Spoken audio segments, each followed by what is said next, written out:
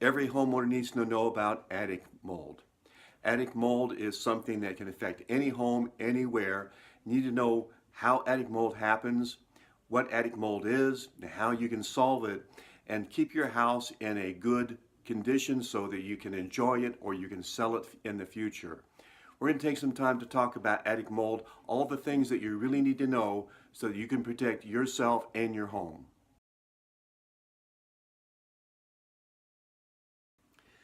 Now, when we talk about attic mold, it pretty much is a variety of mold that can affect the attic in your house.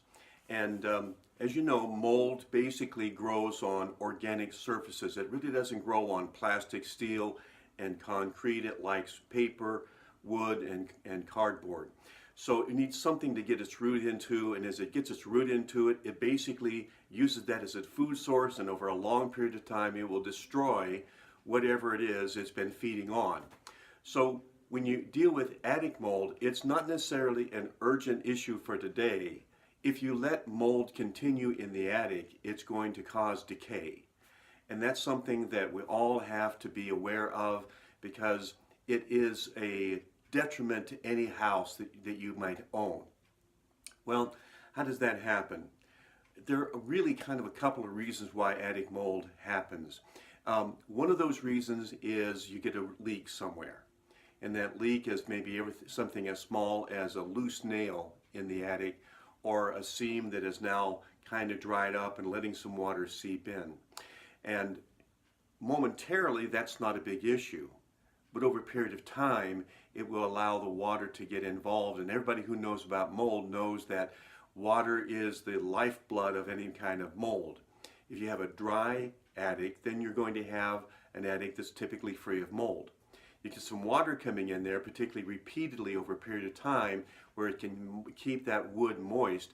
Mold is going to happen. It's almost inevitable.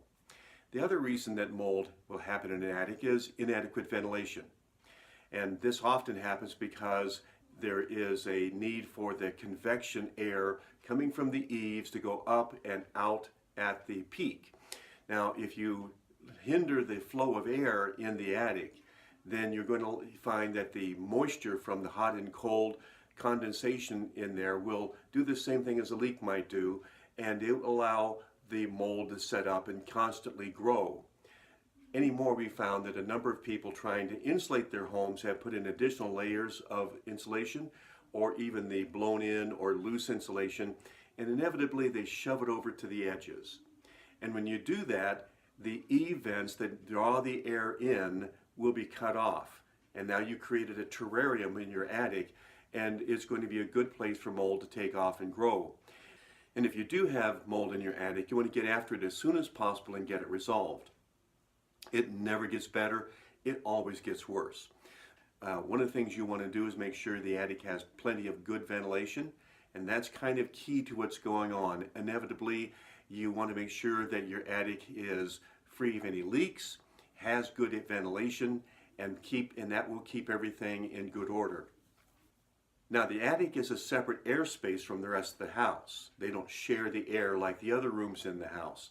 So you don't have to be as concerned about the health problems from an attic mold as you would if it was in your main house or the basement, because you're sharing the air inside of there.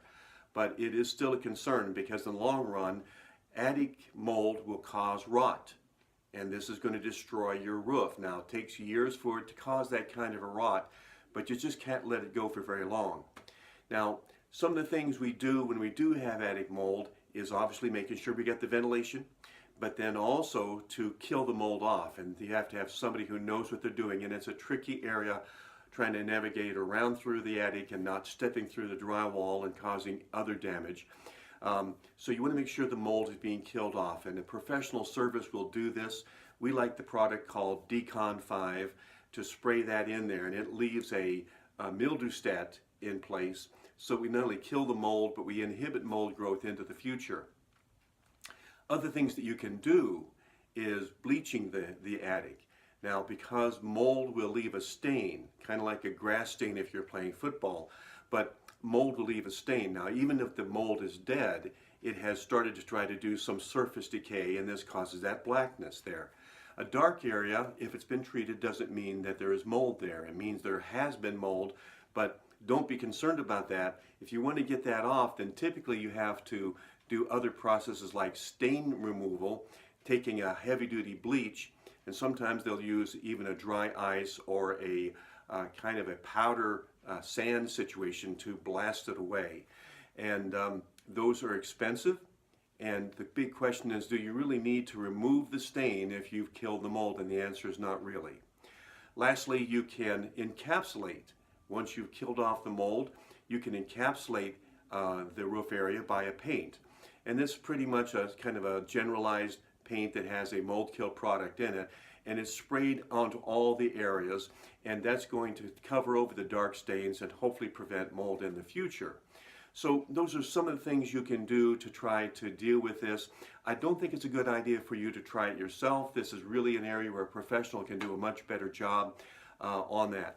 If you ever go to sell your house and the inspector comes by and they see what they call microbial growth in the attic, it's going to bring the sale to a screeching halt. So you want to make sure before you sell your house that you do your own kind of inspection. Bring a mold inspector if you'd like. Have them go through and find all those areas and get them treated. Because once you've got a sale online, you don't want to see something that's going to cause it to run into a stone wall and maybe even kill the deal. So attic mold is something that we find on a persistent basis. It's in all parts of the country, and your big issues are that you need to have good ventilation in that attic. You have to make sure that you don't have any leaks. And by the way, if you have a lot of overhanging trees that will block the sun, this could also prevent the roof from drying out from the cold and heat of the day and the night. So this can contribute to having attic mold because you don't have enough sunlight to really dry that wood out as it should be done. Well, there's a lot more we can find out about mold. I hope you'll read more about it at wefixtheair.com. We have a lot of information about all types of mold and ways that you can make your house and home a safer and healthier place to live in.